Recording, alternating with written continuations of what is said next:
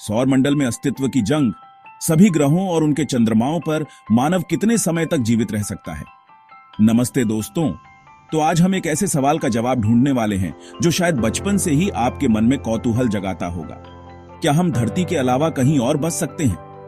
चलो आज सौरमंडल के एक सफर पर निकलते हैं और देखते हैं कि हर ग्रह और उनके चांद पर इंसान कितने देर तक जिंदा रह पाएगा। आज हम इन सभी सवालों के जवाब ढूंढेंगे, बिल्कुल वैज्ञानिक नजरिए से, लेकिन थोड़े मजेदार अंदाज में। तो तैयार हो जाओ, क्योंकि अब हम अंतरिक्ष के इस रोमांचक सफर पर निकलने वाले हैं। तो भाइयों और बहनों, सबसे पहले हम पहुंचते हैं बुध ग्रह पर, जो कि सूरज के बिल्कुल पास है। अब आप सोच रहे होंगे कि यहां तो बहुत गर्मी होगी। बिल्कुल सही पकड़े हैं। दिन में यहां तापमान लगभग 430 डिग्री सेल्सियस तक पहुंच जाता है। मतलब आपका मोबाइल तो क्या, आप खुद भी पिघल जाओगे।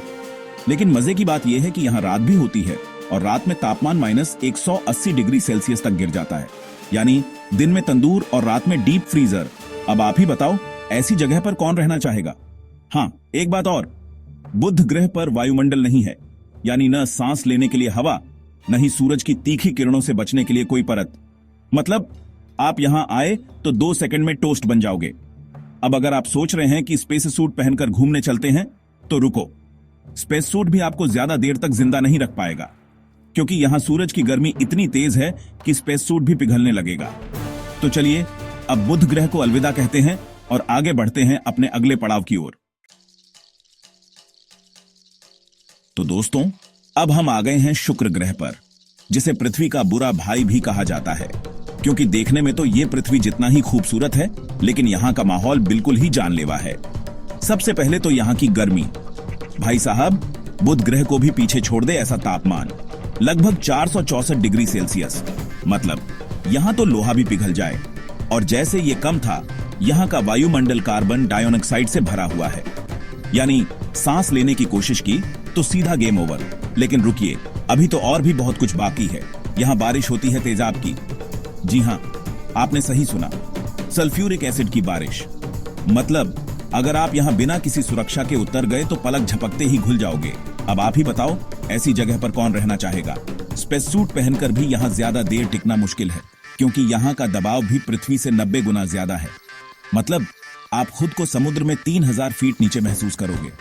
तो चलिए अब इस नर्क से दूर ही रहते हैं और आगे बढ़ते हैं अपने अगले ग्रह की ओर।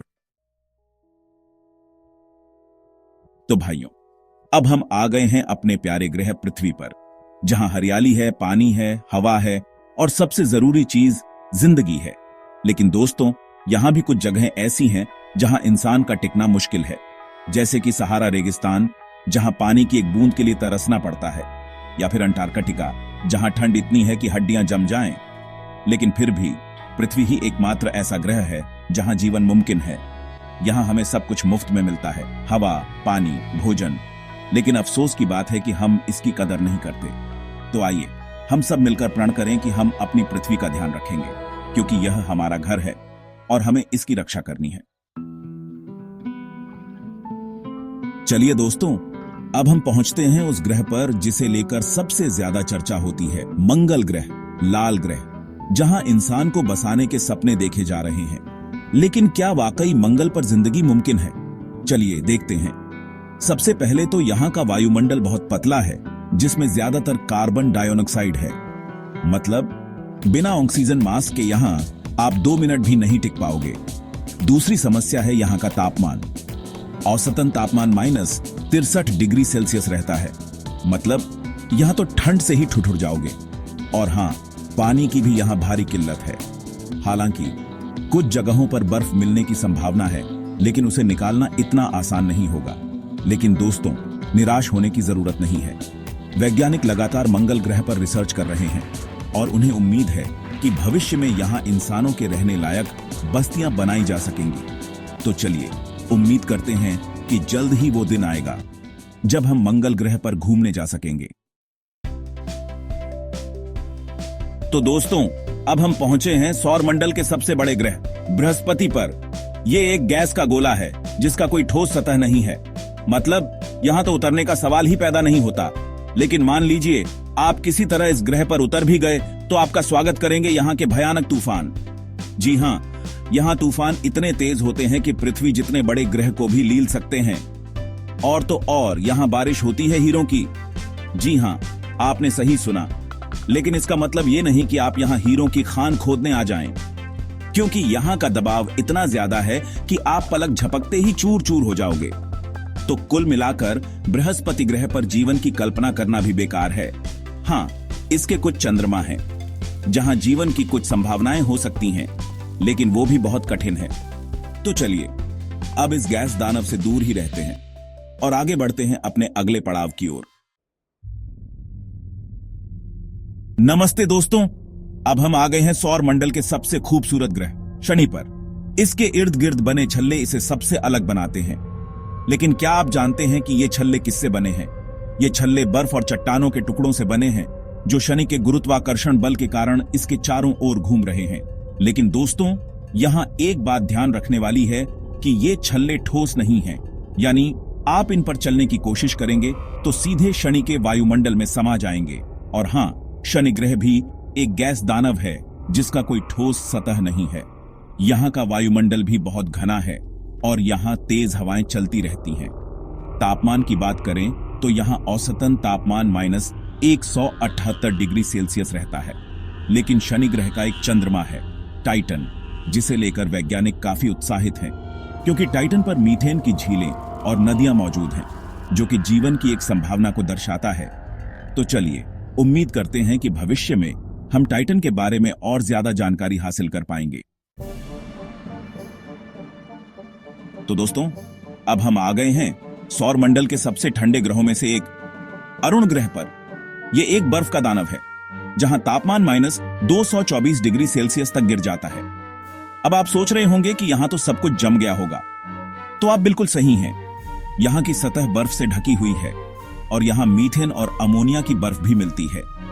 लेकिन सबसे हैरानी की बात यह है कि यहां तेज हवाएं चलती रहती हैं, जिनकी गति 900 किलोमीटर प्रति घंटा तक पहुंच जाती है। मतलब यहां तो हवा ही आपको उड़ा ले जाएगी। अगर आप सोच रहे हैं कि यहां जीवन की कोई संभावना है, तो जवाब है ना, क्योंकि यहां का वायुमंडल भी इंसानों के लिए जहरीला है और यहां सूरज की रोशनी भी बहुत कम पहुंचती है। तो चलिए अब इस ठंडे और सुस्त ग्रह को अलविदा कहते हैं और आगे बढ़ते हैं अपने अगले पड़ाव की ओर। नमस्ते दोस्तों, अब हम पहुंचे हैं सौर मंडल के आखिरी ग्रह वरुण ग्रह पर। यह भी एक बर्फ का दानव है जो अपने नीले रंग के लिए जाना जाता है। लेकिन दोस्तों, यहां का नीला रंग शांत नहीं बल्कि खतरनाक है, क्योंकि यहां मीथेन गैस की बादल मौजूद हैं जो सूरज की लाल रोशनी को अवशोषित कर लेते हैं और नीली रोशनी को परिवर्तित करते हैं। यहां भी तापमान -214 डिग्री सेल्सियस तक गिर जाता है और तेज हवाएं चलती रहती हैं। लेकिन वरुण ग्रह की सबसे खास बात है यहां होने वाली हीरों की बारिश। जी हां, आपने सही सुना। वैज्ञानिकों का मानना है कि यहाँ का वायुमंडल इतना घना है कि कार्बन परमाणु हीरों के रूप में संघनित हो जाते हैं और फिर बारिश के रूप में बरसते हैं। लेकिन दोस्तों, यहाँ जाने का मत सोचना, क्योंकि यहाँ का वायुमंडल और दबाव इंसानों के लिए बिल्कुल भी अनुकूल नहीं है। तो चलिए अब इस रहस्यमयी ग्रह को अलविदा कहते हैं और वापस लौटते हैं अपने प्यारे ग्रह पृथ्वी पर। तो दोस्तों, हमारे सौर मंडल के इस सफर का आखिरी पड़ाव है प्लूटो। एक वक्त था जब इसे हमारा 9वां ग्रह माना जाता था, लेकिन अब इसे एक बौना ग्रह घोषित कर दिया गया है। प्लूटो हमारे सूरज से इतना दूर है कि यहां सूरज की रोशनी भी बहुत मध्यम पड़ जाती है। यहां का औसत तापमान -230 डिग्री सेल्सियस है, जो कि इंसानी जीवन के लिए बिल्कुल भी अनुकूल नहीं है। यहां का वायुमंडल भी बहुत पतला है, जिसमें मुख्यतः नाइट्रोजन, मीथेन और कार्बन मोनोऑक्साइड गैस मौजूद हैं। प्लूटो की सतह पर ज्यादातर बर्फ ही बर्फ है, जो पानी, नाइट्रोजन और मीथेन से बनी है।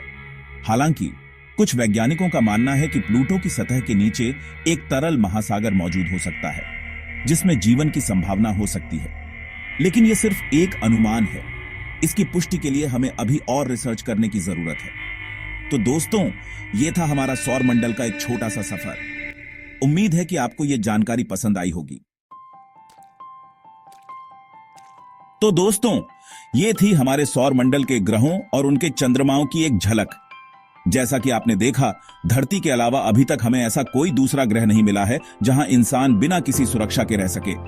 लेकिन दोस्तों, हमें उम्मीद नहीं छोड़नी चाहिए। वैज्ञानिक लगातार नए नए ग्रहों की खोज कर रहे हैं और उन्हें उम्मीद है कि जल्द ही हमें ऐसा ग्रह मिलेगा जहां इंसानी जीवन मुमकिन हो सके। तब तक के लिए हमें अपनी पृथ्वी का ध्यान रखना होगा और इसे एक बेहतर जगह बनाने की कोशिश करनी होगी। तो मिलते हैं अगली बार एक नए रोमांचक सफर पर। तब तक के लिए नमस्कार।